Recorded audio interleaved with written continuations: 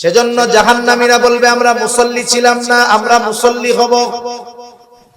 মুসল্লি শুধু নিজে হলে হবে না, অধীনস্থদেরকেও মুসল্লি বানাতে হবে।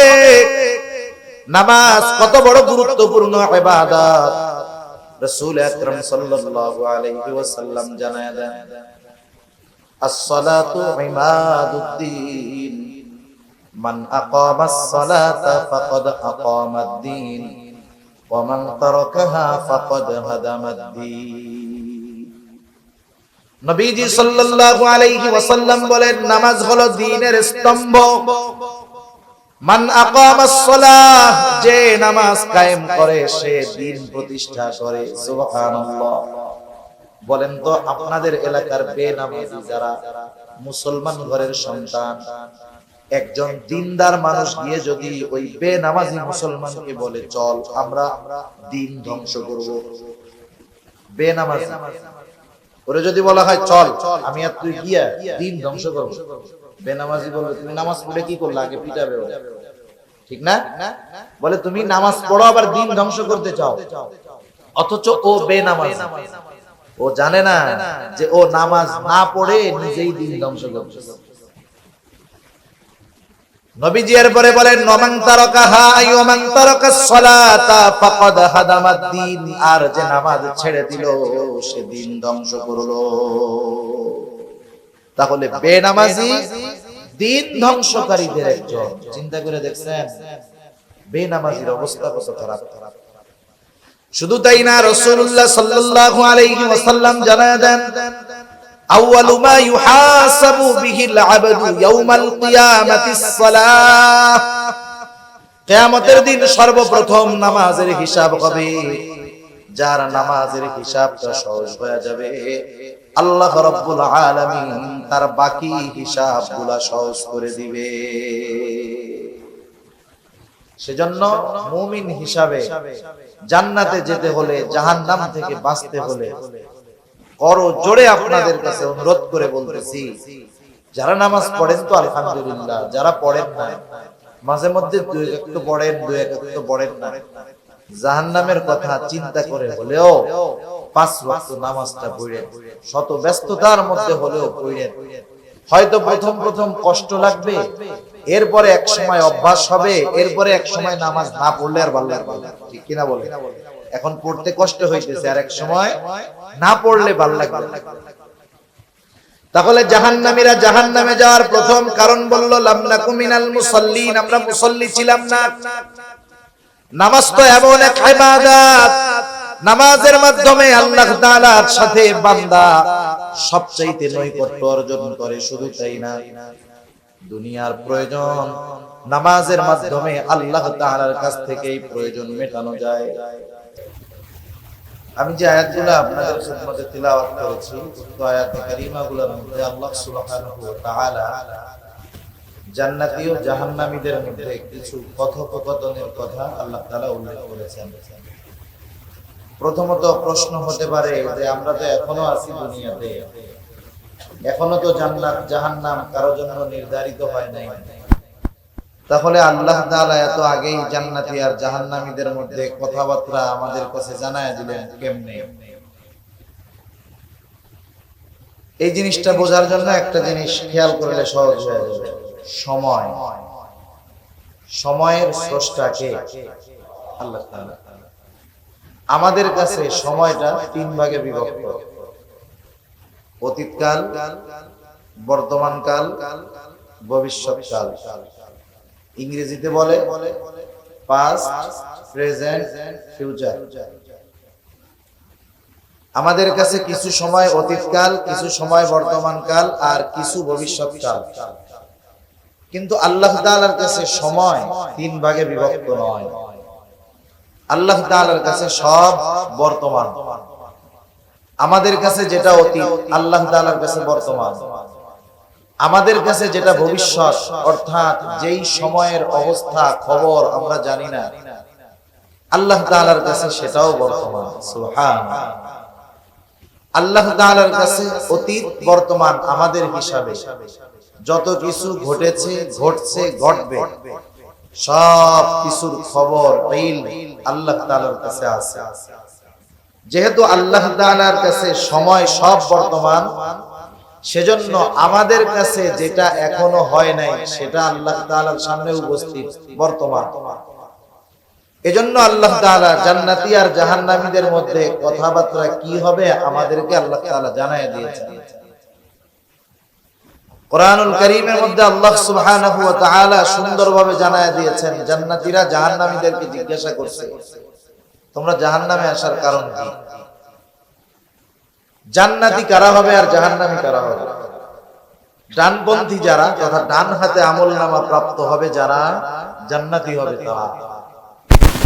বাম হাতে আমলনামা পাবে যারা, জাহান্নামী হবে তারা।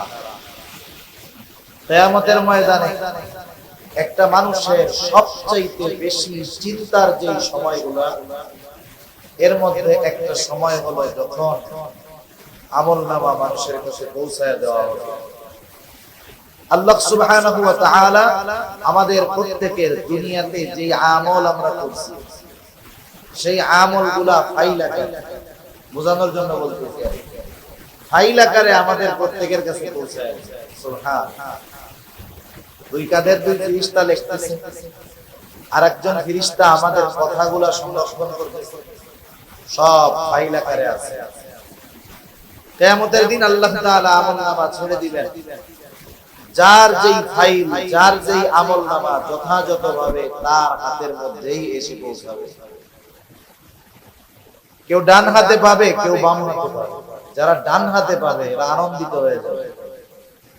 আল্লাহ তাআলা কোরআনুল কারীমের মধ্যে বলেন, فَأَمَّا مَنْ أُوتِيَ كِتَابَهُ بِيَمِينِهِ فَيَقُولُ هَاؤُمُ اقْرَءُوا كِتَابِيَهْ।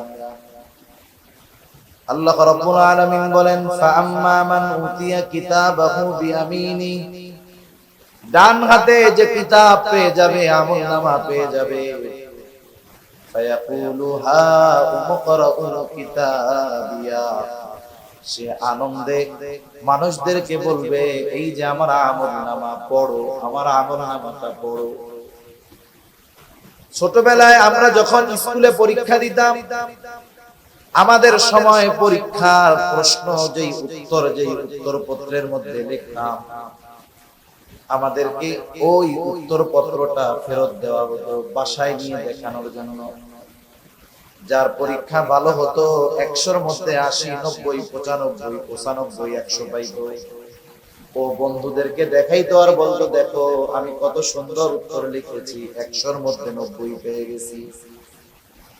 আর যার পরীক্ষায় ফেল, ওর খাতাটাও কাউকে দেখাইতে চাইতো না। ও খাতাটা লুকায় রাখতো, বাড়িতে গোপন করতো। বাড়ি থেকে বারবার জিজ্ঞাসা করে, কই অঙ্ক খাতা দিছে নাকি? বলে না, এখনো দেয় না। কারণ কি করছে? ফেল করছে। আনন্দে আমরা যেমন ওই প্রশ্নের উত্তরপত্রটা দেখাই, আমলনামা ডান হাতে পাবার পর আনন্দে সে বলবে, আমার আমলনামা তোমরা পড়ো। এখন সে আমলনামা ডান হাতে পাওয়ার কারণটা সে বর্ণনা করবে। 100-র মধ্যে 95 কেন সে পেয়েছে? কারণ পরীক্ষা ভালোভাবে দিয়েছে, লেখাপড়া ঠিকমতো করেছে। এইবার সে বলবে, ইন্নী যানানতু আন্নী মুলাকিন হিসাবিয়া, আমি এই ব্যাপারে দৃঢ় ধারণা রাখতাম যে আমাকে হিসাবের সম্মুখীন হওয়া লাগবে। দুনিয়াতে আমি এই বিষয়ের উপরে দৃঢ় বিশ্বাস রাখতাম, সেই জন্য দুনিয়ার আমল আমি সুন্দর করছি, এই জন্য ডান হাতে আমলনামা। আবার যে বাম হাতে আমলনামা পাবে, বাম হাতে যে আমলনামা পাবে তার অবস্থা কি হবে? আল্লাহ তাআলা বলেন, ওয়া আম্মা মান উতিয়া কিতাবাহু বিশিমালি ফায়াকুলু ইয়া লাইতানি লাম উতা কিতাবিয়া ওয়া লাম আদরি মা হিসাবিয়া। যে বাম হাতে আমলনামা প্রাপ্ত হবে সে বলবে, হায় আমার দুর্ভাগ্য, লাম উতা কিতাবিয়া, আমি যে এই আমলনামা যদি না পাইতাম কতই না ভালো হতো। সে আফসোস করতে থাকবে, ওয়ালাম আদরি মা হিসাবিয়া, আমি আমার এই হিসাবের ব্যাপারে যদি না জানতাম কতই না ভালো হতো। সেই দিন সে আফসোস করবে, কিন্তু করার কিছু থাকবে না। ডান হাতে আমলনামা প্রাপ্ত মানুষগুলো হবে জান্নাতি, বাম হাতে যারা আমলনামা পাবে, দুনিয়ার মধ্যে সে যে কর্ম করেছে সেই কর্ম অনুযায়ী তাকে প্রতিফল দেওয়া হবে। এই কথাটাই এখানে মূলত বোঝানো উদ্দেশ্য, কুল্লু নাফসিন বিমা কাসাবাত রহিমা। প্রত্যেক প্রাণ তার কর্মের ব্যাপারে সে আবদ্ধ, বন্ধক রাখছে, মানে খারাপ কাজ করছে সে ওই খারাপ কাজের প্রতিদান পাবে। তবে ইল্লা আসহাবাল ইয়ামিন, ডানপন্থী তথা যারা ডান হাতে আমলনামা পাইছে তারা ছাড়া। আল্লাহ রাব্বুল আলামিন এরপরে যারা ডানপন্থী তথা জান্নাতি তাদের অবস্থা কি হবে? জান্নাতীরা যখন জান্নাতের মধ্যে চলে যাবে, জান্নাতে যাওয়ার আগ পর্যন্ত প্রত্যেকটা মানুষ সর্বোচ্চ চিন্তায় থাকবে। সেই দিন মানুষেরা প্রত্যেকে নিজের চিন্তায় বিভোর থাকবে। কোরআনুল কারীমের মধ্যে আল্লাহ তাআলা বলেন, ইয়াউমা ইয়াফিরু মারউ মিন আখিহি ওয়া উম্মিহি ওয়া আবিহি ওয়া সাহিবাতিহি ওয়া বানিহি লিকুল্লি ইমরিইন মিনহুম ইয়াওমাইযিন শা'নুন ইউগনিহি। সেই দিন তো এমন এক দুনিয়ায় ভাইয়ের সাথে কত মহব্বত, সেই দিন ভাইয়ের থেকে পালাবে। চিন্তা করবে যদি ভাইয়ের সাথে দেখা হয়, একটা নেকু যদি চায় বসে পালায় চলে যাবে। বাবার থেকে পালাবে, মার থেকে পালাবে, স্ত্রী থেকে পালাবে, সন্তানের থেকে পালাবে। কেউ চাইবে না পরিচিত কারোর সাথে দেখা হয়ে যাক। দেখা যদি হয়েও যায় সে পরিচয়কে অস্বীকার করবে। সবাই তো করবে। যেই মা 10 মাস গর্ভে ধারণ করছে, 2 বছর দুধ পান করিয়েছে, দুনিয়ার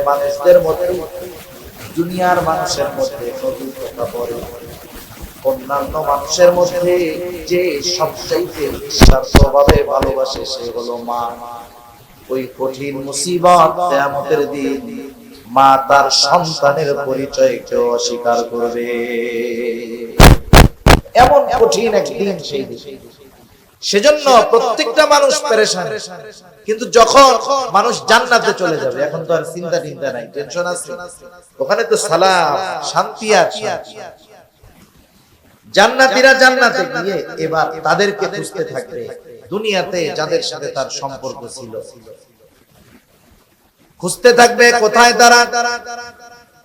সবাইকে তো পাবে না, একসাথে স্কুলে পড়ছে, একসাথে খেলাধুলা করছে, সে জান্নাতি, দেখা যাবে তার আরেক বন্ধু সে হয়ে গেছে জাহান্নামী। কোথায় তারা? আল্লাহ রাব্বুল আলামিন জান্নাতি আর জাহান্নামীদের মধ্যে কথোপকথনের ব্যবস্থা করে দিবেন। জান্নাতি আর জাহান্নামীদের মধ্যে কথোপকথনের ব্যবস্থা আল্লাহ তাআলা করবেন। প্রথমত যখন জান্নাতীরা জাহান্নামীদের ওই অবস্থান দেখতে পাবে, কষ্ট দেখতে পাবে, তখন তারা যেই নিয়ামত পেয়েছে, জান্নাত পেয়েছে, এই জান্নাত পাওয়ার কৃতজ্ঞতা আল্লাহ তাআলার কৃতজ্ঞতা আরো বাড়ায়া দিবে। যখন কেউ শুধু শান্তির মধ্যে থাকে, কষ্টের ব্যাপারে তার কোনো জ্ঞান থাকে না, সে এই শান্তির মর্ম বুঝতে পারে না। জাহান্নামীদের ওই দুর্দশা দেখে জান্নাতীরা বুঝতে পারবে আল্লাহ তাআলা কত মেহেরবানি আমাদের উপর করছেন। জান্নাতীরা পরস্পর কথাবার্তা বলবে, ফি জান্নাতিন ইয়াতাসাআলুনা আনিল মুজরিমিন। তাফসীরে ইবনে কাসীরের মধ্যে আসছে জান্নাতীরা পরস্পর বলাবলি করবে, জান্নাতীরা জাহান্নামীদেরকে জিজ্ঞাসা করবে। আল্লাহ তাআলা কত সুন্দরভাবে এই কথোপকথনের কথা আমাদেরকে জানায় দিয়েছেন। ফি জান্নাতিন ইয়াতাসাআলুনা আনিল মুজরিমিন মা সালাকাকুম ফি সাকার। মুজরিম তথা পাপী জাহান্নামীদের কাছে তারা জানতে চাইবে, মা সালাকাকুম ফি সাকার, কোন জিনিস তোমাদেরকে এই জাহান্নামে আনলো? কোন কারণে জাহান্নামে তোমরা আসতে বাধ্য হইলা? এবার জাহান্নামীরা জাহান্নামে যাওয়ার কারণগুলো বলবে। অল্প সময় এই কারণগুলো যাই না, আমরা ইনশাআল্লাহ আলোচনা শেষ করে দেব। জাহান্নামীরা জাহান্নামে যাওয়ার কারণগুলো এবার তারা বলবে। এই সূরার মধ্যে চারটি কারণ জাহান্নামীরা তাদের জাহান্নামে যাওয়ার কারণ হিসেবে উল্লেখ করবে। কয়টা কারণ? চারটা কারণ। এই চার কারণ, জাহান্নামে যাওয়ার চার কারণ যদি আমাদের কারো মধ্যে থাকে, বিপদের বিষয় না? সেজন্য ওই চার কারণ যদি আমাদের কারো মধ্যে থাকে, ওই মন্দ কারণগুলো বের করতে হবে, নাইলে বলা যায় না এই কারণে আল্লাহ না করুন জাহান্নামে যাওয়া লাগবে। জাহান্নামীরা বলবে, ক্বালু লাম নাকু মিনাল মুসাল্লিন। এক নাম্বার কারণ, আমরা মুসল্লি ছিলাম না। আমরা তো মনে করি সপ্তাহে একদিন নামাজ পড়লেই সে মুসল্লি, বিষয়টা এমন নয়। আমার আগে হযরত আরশের ছায়ায় যেই 7 শ্রেণীর মানুষ স্থান পাবে, এর মধ্যে একজন হলো সেই ব্যক্তি রাজুলুন কলবুহু মুআল্লাকুন বিল মাসাজিদ। ওই ব্যক্তি যার অন্তর সর্বদা মসজিদের সাথে থাকে, সে হলো অরিজিনাল মুসল্লি। আর যেই ব্যক্তির অন্তর সর্বদা মসজিদের সাথে থাকে, সে কখনো নামাজ ত্যাগ করে না, সে কখনো নামাজ পরিত্যাগ করে না, বরং তার দুনিয়ার মধ্যে সবচাইতে গুরুত্ব যেই ব্যাপারে থাকে সেটার নাম হলো নামাজ। জাগতিক যত ব্যস্ততা তার থাকুক না কেন, নামাজের সময় হলে তার অন্য কোনো কিছুর আর পেরেশানি থাকে না। সব নামাজের দিকে সে ঝুঁকিয়ে দেয়, নামাজের ব্যাপারে সে চিন্তিত বেশি থাকে। আচ্ছা একটু বলেন তো, দুনিয়ায় আমাদের দেশ 92% মুসলমানের দেশ। কিছু জিনিস আছে শুধু দাবি করলে হয় না। 92% মুসলমানের দেশ, আমরা দাবি করি, কিন্তু জরিপ হলো আমাদের দেশে যত মুসলমান আছে, এই মুসলমানদের মধ্যে শতকরা 10 ভাগও নয়, বরং তার অনেক কম। 7-8% মানুষ সর্বোচ্চ 5 ওয়াক্ত নামাজ পড়ে। বাকি 93% মুসলমানের হিসাবে 93% মুসলমান 5 ওয়াক্ত নামাজ পড়ে না। ঢাকা শহর সহ আমাদের গ্রাম অঞ্চলগুলোতেও জুমার দিন মসজিদ ভরে যায়, 5-7 তলা মসজিদ ভরে, বিশাল রাস্তায় জায়গা থাকে না, জ্যাম লেগে যায়। যেই মসজিদে জুমার সময় 7 তলা ভরে, রাস্তা ভরে গেছে সব, ওই মসজিদে আসরের নামাজে নিচের তলায় অর্ধেক ভরে না। অবস্থা কি চিন্তা করে? জুমার নামাজ এত মানুষ পড়ে, এরপরেও জরিপ হলো যে বাংলাদেশে অর্ধেক মুসলমানও জুমার নামাজ পড়ে না। তার মানে হিসাবে আমরা মুসলমানের সংখ্যা যা, তার অর্ধেক ফুল ফিল বেনামাজ, জুমার নামাজও পড়ে না। এমনি মুসল্লি তো হইতে পারে নাই, সাপ্তাহিক মুসল্লি হইতে পারে। অথচ চিন্তা করে দেখেন নামাজ কত গুরুত্বপূর্ণ একটা ইবাদত। যে কথা বলতে চেয়েছিলাম, দুনিয়ার মানুষ যারা বেনামাজি, নামাজ পড়ে না, নামাজের গুরুত্বটা কিন্তু বোঝে, নামাজ যে ফরজ এটা বোঝে, কিন্তু নামাজ পড়ে না। এর কারণটা কি? আপনাদের বাজারে যারা বেনামাজি, জিজ্ঞাসা করবেন ব্যবসায়ী যদি হয়, নামাজ পড়ো না কেন? বলে ভাই আসর মাগরিব এশা এই 3 ওয়াক্ত এমন এক ওয়াক্ত, এই টাইমে দোকানের মধ্যে ক্রেতা আসে বেশি, তাই না? তার মানে সে নামাজ না পড়ার কারণ হলো জীবিকা উপার্জন, রিজক অন্বেষণ করতে গিয়ে সে নামাজ পড়ে না। যেই ব্যক্তি রিকশা চালায়, অটো চালায়, সিএনজি চালায়, জিজ্ঞাসা করেন নামাজ পড়ো না কেন? সে বলবে সময় পাই না, পেটের চিন্তা কইরাই তো অস্থির, কামাই রোজগার ভালো হয় না, নামাজ পড়বো কেমনে? আমাদের একটা চিন্তাধারা এমন হয়ে গেছে যে আমরা মনে করি শরীয়তের বিধিবিধানগুলা মান্য করলে শুধু মনে হয় পরকালের কল্যাণ, দুনিয়ার কোনো মনে হয় কল্যাণ নাই। আমাদের ধারণাটা ওইরকম। যে আমরা যদি শরীয়তের হুকুম আহকাম মেনে চলি, লাভ পরকালে, দুনিয়ার মনে হয় কোনো লাভ নাই। যদি দুনিয়ার লাভটা বুঝতো সাধারণ মানুষ, ব্যবসায়ী দোকান বন্ধ করে তাহলে নামাজ পড়তো। আল্লাহ তাআলা কত সুন্দরভাবে জানায় দেন, নামাজ পড়লে শুধু পরকালের লাভ না, দুনিয়ার লাভ আছে না নাই? তাইলে আমরা ছোট্ট একটু আলোচনায় জানতে পারলাম, মানুষ, অধিকাংশ মানুষ নামাজ না পড়ার অন্যতম একটি কারণ রুজি রোজগার করার জন্য নামাজ পড়ে না, টাইম পায় না, ঠিক না? এখন বলেন রিজিকের মালিক কে? আর একটু জোরে কর না, কে? আল্লাহ তাআলা কি বলেন আমরা একটু শুনি। আল্লাহ তাআলা বলেন, ওয়া'মুর আহলাকা বিস-সালাতি ওয়াসতাবির আলাইহা লা নাসআলুকা রিজকা। আল্লাহ রাব্বুল আলামিন বলেন, ওয়া'মুর আহলাকা বিস-সালাতি ওয়াসতাবির আলাইহা, তুমি তোমার পরিবার পরিজন অধীনস্থদেরকে নামাজের আদেশ করো, তো তারাও পড়বে, তাদেরকেও পড়াও, তুমিও তার উপরে অটল থাকো, তুমিও নামাজি হও। কারণ একা নামাজ পড়লে হবে না, একা জাহান্নাম থেকে বাঁচলে হবে না। কারণ আল্লাহ তাআলা বলেন, ইয়া আইয়ুহাল্লাযীনা আমানু কু আনফুসাকুম ওয়া আহলিকুম নারা। আল্লাহ তাআলা বলেন, হে ঈমানদারেরা, তুমি নিজে এবং তোমার অধীনস্থদেরকে জাহান্নামের আগুন থেকে বাঁচাও। দুনিয়ার অনেক নেককার মানুষ, ভালো মানুষ, দিনদার মানুষ, আখিরাতে এই যে তার অধীনস্থদেরকে দ্বীনের উপরে চলার আদেশ নির্দেশ না দেওয়ার কারণে দুনিয়ায় ভালো আমল করনেওয়ালা লোকটা কিয়ামতে এদের কারণে ধরা খেয়ে যাবে। এজন্য আমরা অনেক সময়, অনেক মানুষ আছে ঘরের থেকে ফজরের নামাজ পড়তে বের হয়, দরজাটা এত আস্তে খুলে যাতে আওয়াজে ছেলে মেয়ে স্ত্রী সন্তানের ঘুম না ভেঙে যায়। একা একা নামাজ পড়ে চলে আসছে, ঘরের সবাই ঘুমিয়ে দিয়েছে না, সে তো মনে করতেছে আমি নামাজ পড়ে আসলাম। সে তো তার সন্তান, অধীনস্থ পরিবার পরিজন এদেরকেও জাহান্নামের দিকে ঠিক ঠেলা দিল। ওদেরকে ঠেলে দেওয়ার কারণে ওরাও তাই না, ওই নামাজিকে ওরাও জাহান্নামে নিয়ে যায়। একা পড়ছে, এদের পড়তে বলে নাই। সেজন্য আল্লাহ তাআলা জানায় দিলেন, অধীনস্থদেরকে নামাজের আদেশ করো, আর তুমি এই নামাজের উপরে অটল থাকো। লাভটা কি হবে? আল্লাহ তাআলা বলেন, লা নাসআলুকা রিজকা, আমি তোমাদের কাছে রিজিক চাই না, বরং তোমরা নামাজ যদি পড়ো, অধীনস্থদেরকে যদি পড়াও, লাভ তোমাদের।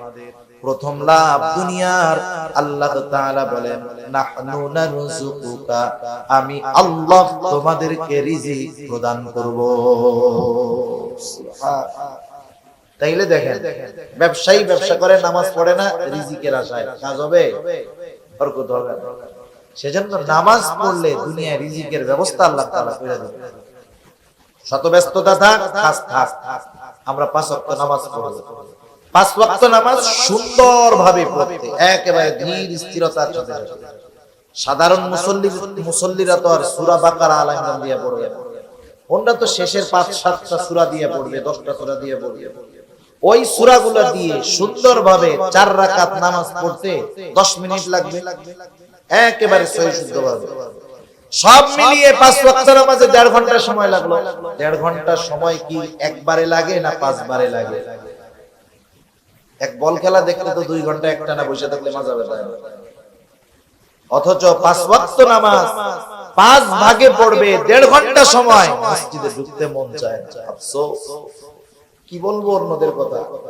কত জায়গায় কত মুরব্বি আছে, দাড়িটা পেকে গেছে, চামড়া ঢিল হয়ে গেছে, ঝুলে গেছে, চোখ কোটরের মধ্যে চলে গেছে, 70-75 বছর বয়স, মসজিদের পাশে 4 দোকান, বসে দীর্ঘ সময় বসে চা খায়, টেলিভিশন দেখে, বিড়ি খায়, পান চাবায়, পাশে আজান হয়, নামাজ হয় মসজিদে, আল্লাহর বান্দা ঢুকতে পারে না। নসিব বড় খারাপ। সেজন্য জাহান্নামীরা বলবে, আমরা মুসল্লি ছিলাম না, আমরা মুসল্লি হব।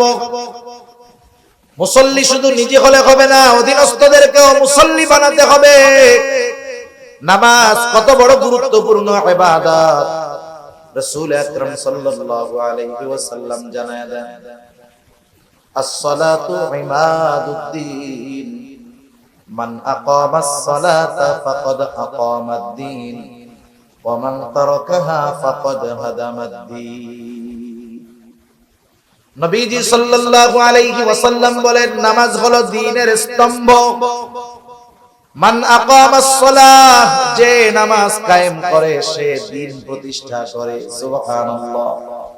বলেন তো আপনাদের এলাকার বেনামাজি যারা মুসলমান ঘরের সন্তান, একজন দিনদার মানুষ গিয়ে যদি ওই বেনামাজি মুসলমানকে বলে চল আমরা দিন ধ্বংস করব, বেনামাজি ওরে যদি বলা হয় চল আমি আর তুই গিয়া দিন ধ্বংস করব, বেনামাজি বলবে তুমি নামাজ পড়ে কি করলে, আগে পিটাবে।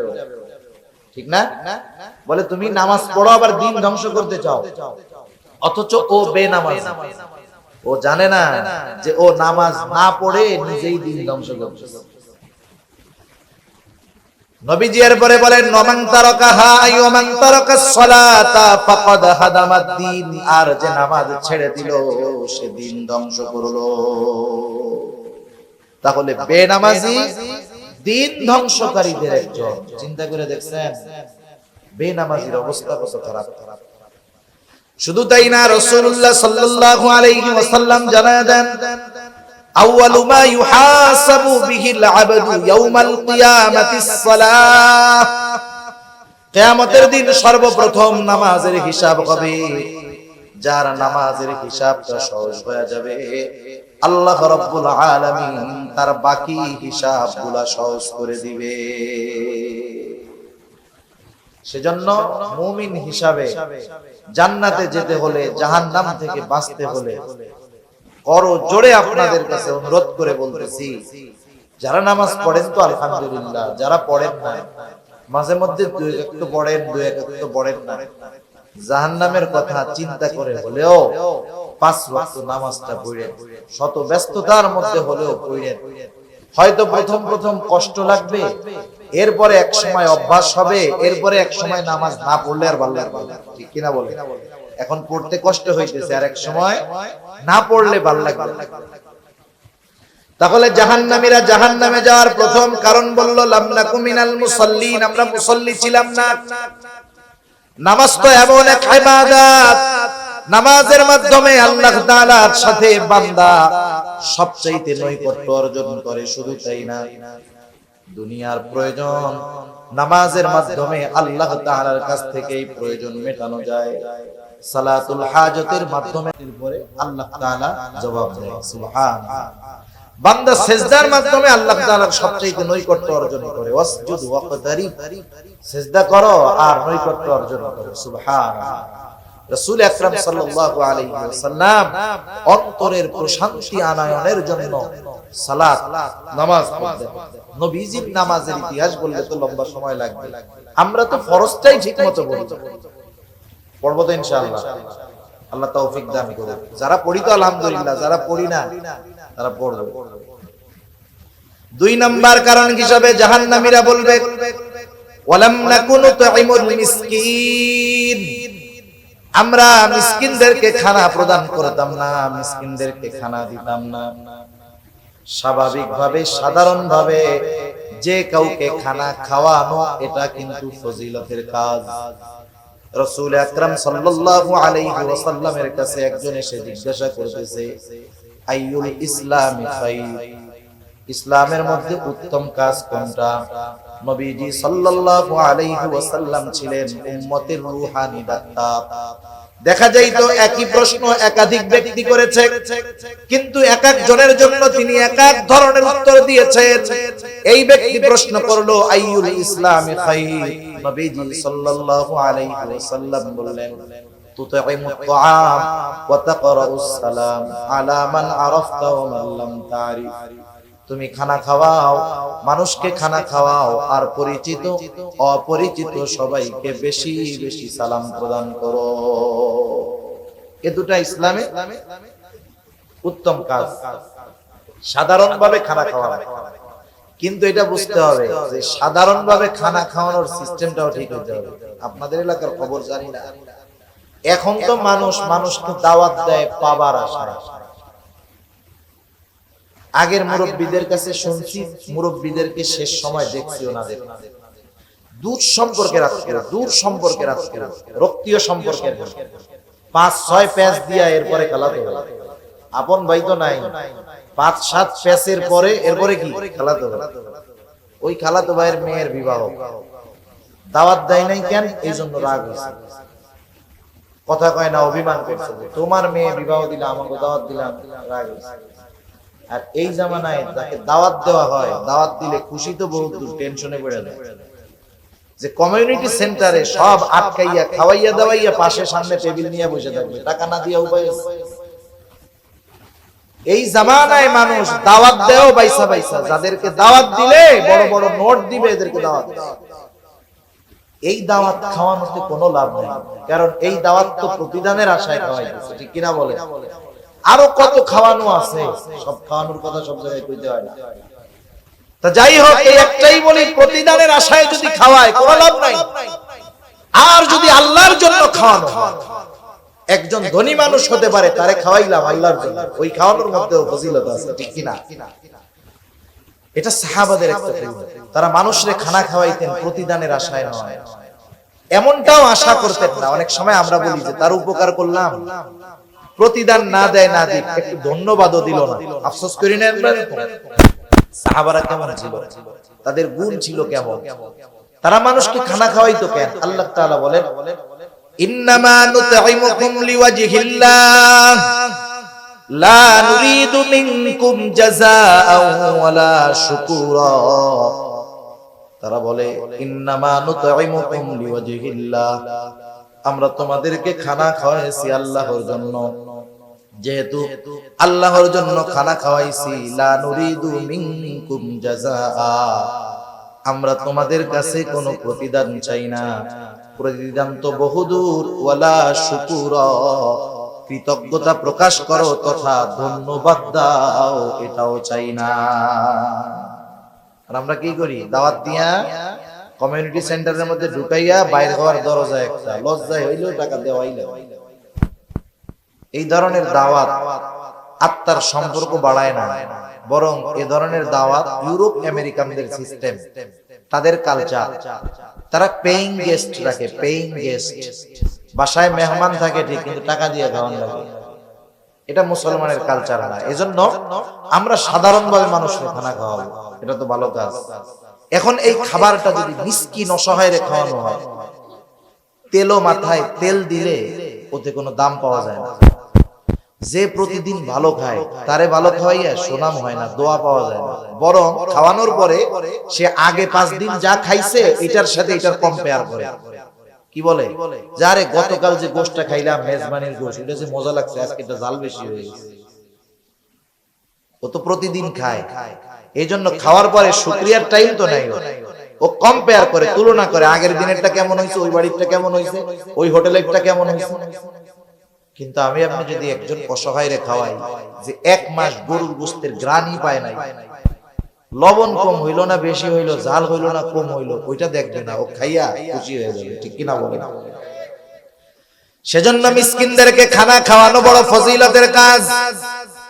আমার কাছে সামর্থ্য নাই, আমি খাওয়াইতে পারি না, আরেকজনকে উৎসাহ দিব, নিরুৎসাহিত করব না। নিজে খানা খাওয়াইতে পারলে সবচেয়ে ভালো। আমি পারলাম না, আমার কাছে একজন আসছে সাহায্যের জন্য, ভাই 10টা টাকা দেন, কিছু খাবো, আমার কাছে নাই, আমার বন্ধু পাশে আছে, আমি যদি তাকে বলি বন্ধু তুমি তাকে 10টা টাকা দাও, সে যদি দেয়, আমি 10 টাকা দান না করেও শুধুমাত্র সুপারিশ করার কারণে তার দানের সমপরিমাণ সওয়াবের মালিক আমি হয়ে যাব। প্রথম আমি নিজে খাওয়াবো যদি পারি, না পারলে আরেকজনকে কি দিব? উৎসাহ দিব, নিরুৎসাহিত করব না। এই নিরুৎসাহিত করা হলো আবু জেহেল মার্কা কাজ। সূরা মাউনের শুরুতে কাফেরদের 3টা বদঅভ্যাসের কথা আল্লাহ তাআলা বলেছেন। কাফেরদের 3 বদঅভ্যাসের মধ্যে একটা কি? ওয়ালা ইয়াহুদ্দু আলা তাআমিল মিসকিন, তারা মিসকিনদেরকে খানা দেয় না, বরং আরো কি করে? নিরুৎসাহিত করে। কতজন আছে এরকম? অভাব নাই এমন মানুষের, নিজে তো দিলই না, আরেকজন যখন দিতে যায় বলে ওরে না দিয়ে আমারে দে, আমি একটা চা খাই, এটা দেই। একজন মানুষ যদি আমার আপনার কাছে কিছু চাইতে আসে, ধরেন সেই লোকটা ধোঁকাবাজ, হতে পারে, আমি তার ব্যাপারে সুনিশ্চিতভাবে জানি না যে লোকটা ধোঁকাবাজ আসছে, আমি আমার নিয়ত ঠিক রাইখা তাকে যদি কিছু দিয়ে দেই, আশা করা যায় আমার নিয়তের কারণে সে ধোঁকা দিতে পারে, কিন্তু আমার নিয়তের কারণে আমি সওয়াব বঞ্চিত হব না। এরপরে আমার কাছে নাই, আমি তাকে উত্তম কথার দ্বারা ফিরাইয়া দিব, নাই বলে বিরক্ত হব না। কারণ যারা অসহায় এদেরও একটা আত্মমর্যাদা আছে। মনে করেন দুইজন মানুষ এক জায়গায় আছে, একজনের কাছে এসে সাহায্য চাইলো, বলে যে কিছু দেন, এই বেচারা রাগ হয়ে গেল, ধর তোমাদের জ্বালায় রাস্তাঘাটে চলা যায় না, রাগ হইয়া 100 টাকার নোট একটা দিয়ে দিল। সচরাচর সাধারণত রাস্তাঘাটে ভিক্ষা কয় টাকা, 10 টাকা 20 টাকা নয় দেওয়া হয়, 100 টাকা দেওয়া এটা বড় একটা ব্যাপার না। 100 টাকা দিছে কিন্তু ব্যবহার করছে কি খারাপ। পাশে আরেকজনের কাছে গেছে, তার কাছে নাই, সে দিতে পারে নাই, সে সুন্দর ভাষায় বলছে ভাই এখন তো আমার কাছে নাই, তুমি পরে যদি আসো দেখা করো ইনশাআল্লাহ আমি দিব, আইসো। হ্যাঁ, সুন্দর একটা হাসি দিল কিন্তু দিতে পারলো না। বলেন তো ওই গরিব মানুষ খারাপ আচরণকারীর 100 টাকা পেয়ে নাকি ওই লোকটা দেয় নাই তার সুন্দর আচরণ পেয়ে খুশি হবে? সুন্দর আচরণে খুশি হবে। এজন্য উত্তম কথা, উত্তম আচরণ এটাও একটা ভালো কাজ। তাহলে মিসকিনদেরকে খানা না দেওয়া, অপরকে নিরুৎসাহিত করা, এটা কাফেরদের অভ্যাস। কাদের অভ্যাস? একটু জোরে বলেন না, কাদের অভ্যাস? কাফেরদের অভ্যাস। যারা মিসকিনদেরকে খানা দেয় না, অপরকে দিতে নিরুৎসাহিত করে, তারা দুনিয়াতে রিজিক সংকীর্ণতায় পড়বে, দুনিয়াতে থাকবে মাগার খাইতে পারবে না। আছে না এরকম অনেক মানুষ? আল্লাহ কত টাকা পয়সা দিছে, বয়স 35-40 বছর, আল্লাহ তাআলা গলায় ক্লোজ করে দিয়েছে, কিছু খাইতে পারে না। এমন রোগ আল্লাহ তাআলা দিছে, যেই লোক চাইলে ডেইলি 2টা গরু জবাই দিয়া মেজবানি খাইতে পারে, খাওয়াইতে পারে। এমন রোগ হয়ে গেছে 40 বছর বয়সে, ডাক্তার বলছে বাঁচতে চাইলে আমার কথা মতো চলতে হবে। কি করব? বলে ভাত খাইতে পারবা না, গোশতর গন্ধও শুকতে পারবা না, তাহলে খামো কি? বলে তোমার কিডনি সমস্যা, ডায়াবেটিস সমস্যা, হাই প্রেসার, খাবা কি তুমি? তোমার জন্য খাবার হইল আতপ চাউলের জাউ। জাউ চিনেন? জাউ চিনেন? জাউ নরম করে রান্না করে পোলা পান্ডে খাওয়ায়। এখন তুমি খাইবা আতপ চাউলের জাউ, কিন্তু হাই প্রেসার আছে, লবণ ছাড়া খাইতে হবে। একটু বলেন তো, আতপ চাউলের জাউ যদি লবণ ছাড়া দেওয়া হয় কেউ খাবে? আল্লাহ চাইলে থাকবে সম্পদ, খাওয়াবে ওইটা। সূরাতুল ফাজর, আল্লাহ রাব্বুল আলামিন এই সূরার মধ্যে রিজিক সংকীর্ণতার 4টি কারণ বর্ণনা করেছেন। আল্লাহ তাআলা কোরআনুল কারীমের ওই সূরা ফাজরের মধ্যে বলেন, ফাআম্মাল ইনসানু ইযা মাবতালাহু রাব্বুহু ফাআকরামাহু ওয়া না'আমা। আল্লাহ তাআলা যখন মানুষের পরীক্ষা নেওয়ার জন্য আল্লাহ তাআলা তাকে নিয়ামত দেন, ইযা মাবতালাহু রাব্বুহু ফাআকরামাহু ওয়া না'আমা, তাকে সম্মানিত করেন, নিয়ামত দেন, সম্পদের মালিক বানায় দেন। ওই লোকটা তখন বলতে থাকে ফায়াকুলু রাব্বি আকরামান, আমার রব আমাকে সম্মানিত করেছে। দুনিয়ার মধ্যে অনেক মানুষ আছে নামাজ রোজা কিছুর ধার ধারে না, কিন্তু সম্পদের মালিক আছে না? আবার তার প্রতিবেশী নামাজ পড়ে, দ্বীনের উপরে চলে, কিন্তু অভাবে জীবন যাপন করে। বলেন তো এমন দিনদার মানুষ আছে না নাই? এইবার ওই বেনামাজি বদ্দিন সম্পদের মালিক নামাজিরে বলে, নামাজ পড়ে তুই কি করলি? খায় কে মোটা হয় কে? নামাজ পড়স তুই, বরকত দেয় আল্লাহ আমারে। চিন্তা করছেন কত বড় খারাপের খারাপ। নামাজ কালাম পড়ি না তাই আল্লাহ কত সম্মানিত করছে, আর যদি পড়তাম তোরা না খেয়ে মরবি। ও তো ভাবতেছে আল্লাহ ওকে মহব্বত করে সম্পদ দিছে। কারুনের সম্পদ আল্লাহ কম দিছিল? একটু জোরে বলেন না, কম দিছিল? কারুনটা আল্লাহ খুব ভালোবাসে না? ভালোবাসে কারুন। তাইলে সম্পদ পদ পদবি পাইলেই এটা বলা যাবে না যে আল্লাহ ভালোবাসে। সেজন্য আল্লাহ তাআলা সম্পদ মাঝে মধ্যে পরীক্ষা করার জন্য দেন। এরপরে যখন আল্লাহ তাআলা ওয়া আম্মাল ইনসানু ইযা মাবতালাহু ফাকাদারা আলাইহি রিজকাহ ফায়াকুলু রাব্বি আহানান, আবার আল্লাহ তাআলা যখন মানুষের পরীক্ষা নেওয়ার জন্য রিজিকের মধ্যে সংকীর্ণতা দেন, সম্পদ কেড়ে নেন, সম্মান পদ পদবি সব কেড়ে নেন। এইবার ওই লোকটা যখন রিজিক সংকীর্ণতায় ভোগে, সে বলে ফায়াকুলু রব্বি আহানান, আমার রব আমাকে অসম্মানিত করেছে। তাফসীরের মধ্যে মুফাসসিরিনে কেরাম বলেন, মানে সে বলতে চায় যে আমি সম্মানের উপযুক্ত ছিলাম, কিন্তু আমার রব আমারে সম্মানিত করে নাই। নাউযুবিল্লাহ। তাইলে এটা আল্লাহর ব্যাপারে তার কি একটা অভিযোগ দায়ের করেছে না? এবার আল্লাহ তাআলা ওই শ্রেণীর মানুষের এই অভিযোগের জবাব দিচ্ছেন যে তোমাদের রিজিকের সংকীর্ণতা কেন হইছে।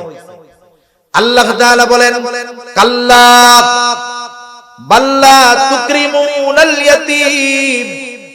আল্লাহ তাআলা বলেন কখনো নয়, বরং তোমাদের রিজিক সংকীর্ণতার অন্যতম কারণ হলো তোমরা ইয়াতীমকে সম্মান করো না, তথা ইয়াতীমের হক যথাযথভাবে আদায় করো না। এরপরে আল্লাহ তাআলা বলেন, ওয়ালা তাহাদ্দুনা আলা তুআমিল মিসকিন, তোমরা মিসকিনদেরকে খানা দাও না, অপরকে নিরুৎসাহিত করো, নিজেও দাও না। এই কারণে তোমাদের রিজিক সংকীর্ণতা আসছে। তাইলে বিষয়টা আমাদের মাথায় রাখতে হবে, মিসকিনকে খানা না দেওয়া কাফেরদের স্বভাব, মিসকিন অসহায়দের খাবার না দেওয়া কাদের স্বভাব? কাফেরদের স্বভাব। মিসকিনদেরকে যারা খানা দেয় না, অপরকে উৎসাহিত করে না, নিরুৎসাহিত করে, এরা রিজিক সংকীর্ণতায় ভোগে।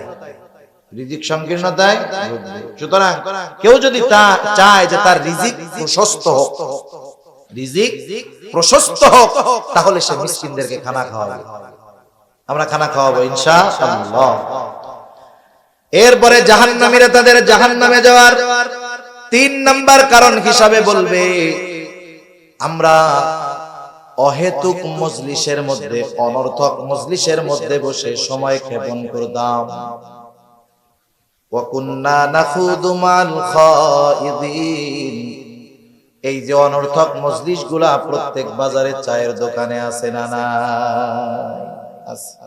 চার দোকানের মজলিস, ওই জায়গায় উকিল, ব্যারিস্টার, ইঞ্জিনিয়ার, ডাক্তার সব পাওয়া যায়, রাজনীতিবিদ, কূটনীতিবিদ, সমাজনীতিবিদ সবাই ওই জায়গায় থাকে।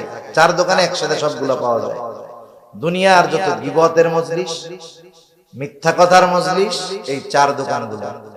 আবার চায়ের দোকানে যদি টেলিভিশন না থাকে, ও দোকানের ব্যবসা শেষ। চিন্তা করে দেখেন, এই যে মজলিসগুলোর মধ্যে আমরা বসি, এই মজলিসগুলা জীবনের, দুনিয়ার উপকার আছে এই মজলিসে, আখিরাতের উপকার আছে। বরং অনর্থক মজলিসে সময় ব্যয় করে আমার আমলনামা গুনাহ দ্বারা আমরা আরো ভারী করি। হাকিমুল উম্মাত আশরাফ আলী থানভী রাহমাতুল্লাহি আলাইহি এজন্য বলতেন যে তোমরা অনর্থক মজলিসে তো বসবাই না, বরং অনুপস্থিত কোন ব্যক্তির প্রশংসাও তোমরা তোমাদের মজলিসের মধ্যে করবা না। কারণ আপনার মসজিদের ইমাম সাহেব সব মুসল্লির কাছে ভালো না, উনি যদি যুগশ্রেষ্ঠ আল্লাহর ওলিও হয়। মসজিদের ইমাম সাহেব যদি যুগশ্রেষ্ঠ আল্লাহর ওলি হয়, ওই এলাকার সবার কাছে উনি ভালো হবে না। মুসল্লি 5 জন ইমাম সাহেবের অনুপস্থিতিতে ইমাম সাহেবের ব্যাপারে বলতেছে। একজন বলে আলহামদুলিল্লাহ, আমাদের ইমাম সাহেব খুব মুত্তাকি মানুষ। আরেকজন বলে আলহামদুলিল্লাহ, তিলাওয়াতটাও ভালো, বয়ানটাও ভালো করে। এখন আরেকজন আছে, তার ইমামকে ভালো লাগে না।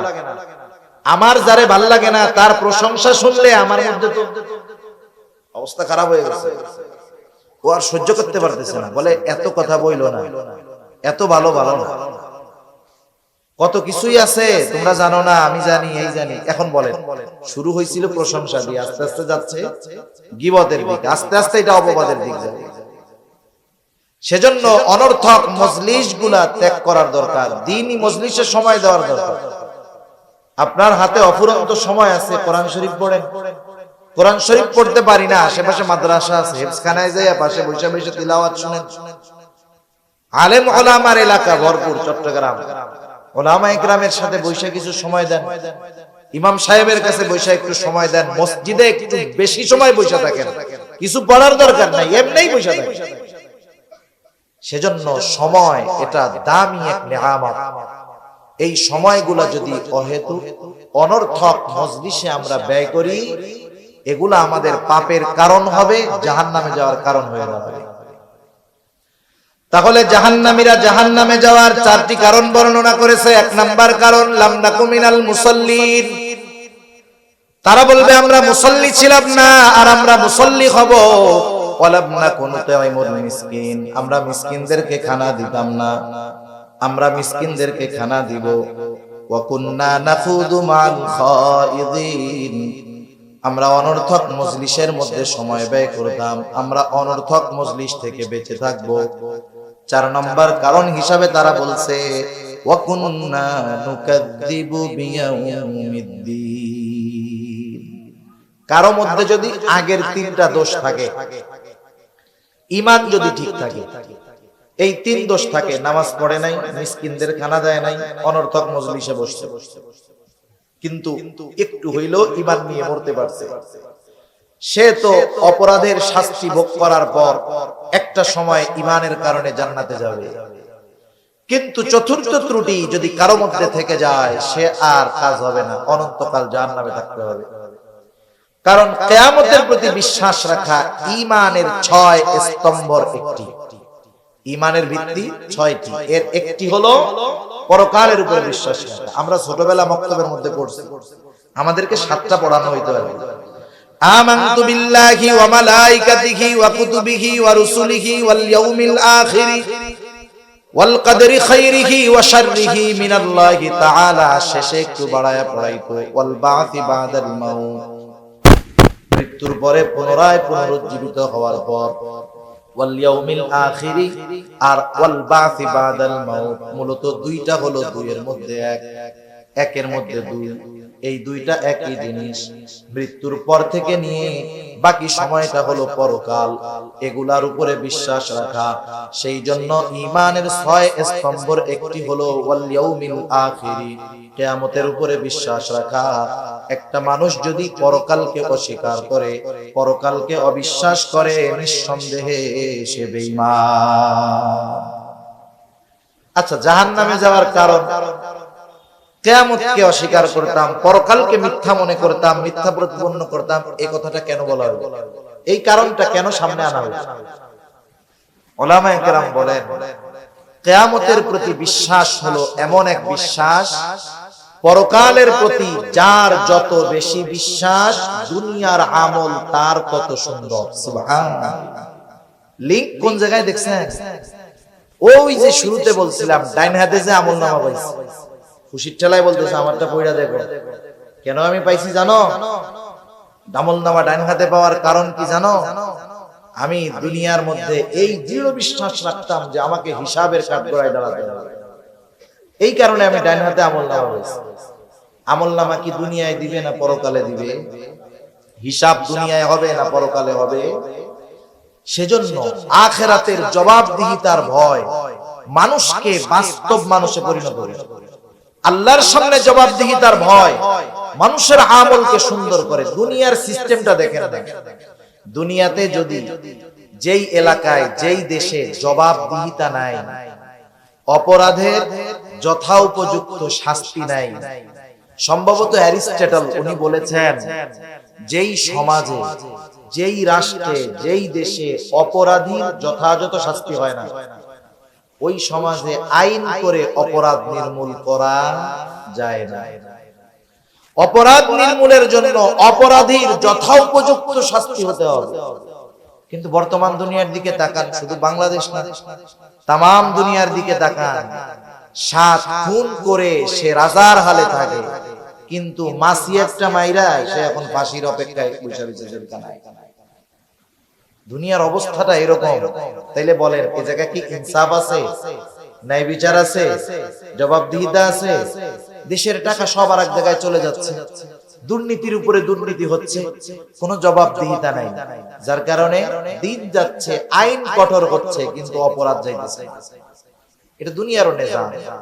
সেজন্য আখিরাতের জবাবদিহিতার চিন্তা, ভয়, ভীতি যখন আমাদের মধ্যে যথাযথভাবে ঢুকে যাবে, যে আমার জীবনের প্রত্যেকটা মুহূর্তের হিসাব আল্লাহর সামনে দিতে হবে, প্রত্যেকটা মুহূর্ত, সেকেন্ড না, মুহূর্তের হিসাব আমাকে আল্লাহর সামনে দিতে হবে। এই চিন্তা সর্বক্ষণ যার মধ্যে থাকবে, তার চরিত্র মানুষের সামনে যেমন হবে, মানুষের অন্তরালে একাকী তার চরিত্র সমান হয়ে যাবে। কারণ ওর চিন্তা থাকবে মানুষের সামনে অপরাধ করলেও আল্লাহর সামনে আমাকে হিসাব দিতে হবে।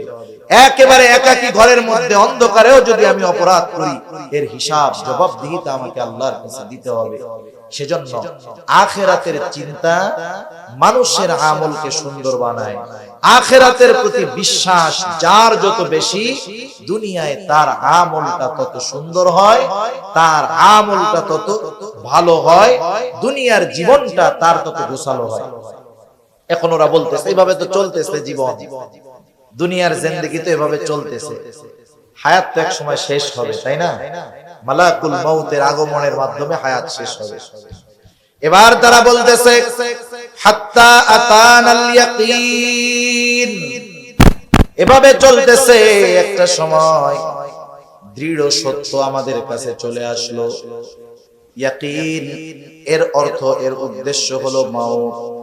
আল্লাহ তাআলা কোরআনুল কারীমের আরেক জায়গায় বলেন ওয়া'বুদ রাব্বাকা হাত্তা ইয়াতিয়াকাল ইয়াকিন, আপনি আপনার রবের ইবাদত করেন কোন পর্যন্ত? হাত্তা ইয়াতিয়াকাল ইয়াকিন, দৃঢ় সত্যর আগমন পর্যন্ত, তথা মৃত্যুর আগ পর্যন্ত। এভাবে জীবন চলতেছে, একটা সময় মউত চলে আসছে, আমি আর ফিরে যেতে পারি নাই, ভালো কাজ করতে পারি নাই, তাওবা করতে পারি নাই, নেক আমল করতে পারি নাই। মৃত্যুর পরে যারা দুনিয়াতে ভালো কাজ করে না, গুনার কাজ করে, মৃত্যুর পরে আফসোস হবে, আকাঙ্ক্ষা হবে আবার দুনিয়ায় ফিরে আসতে যদি পারতাম, ভালো কাজ করতাম। আশা হবে, আকাঙ্ক্ষা হবে, কিন্তু দুনিয়ায় কি ফিরে আসা যাবে? ফিরে আসা আর যাবে না। সেজন্য আমরা দুনিয়াতে থাকতে থাকতেই ভালো কাজগুলা করতে হবে। জাহান্নামীদের জাহান্নামে যাওয়ার যে চারটি কারণ আমরা জানলাম, এগুলা যদি আমাদের মধ্যে থাকে, কারণগুলা বের করতে হবে। আল্লাহ সুবহানাহু ওয়া তাআলা আমাদের সবাইকে কথাগুলা অনুযায়ী যথাযথভাবে আমল করবার তৌফিক দান করুন। সকলে বলি আমিন, আরো জোরে বলি আমিন। وآخر دعوانا أن الحمد لله رب العالمين. السلام عليكم ورحمة الله وبركاته.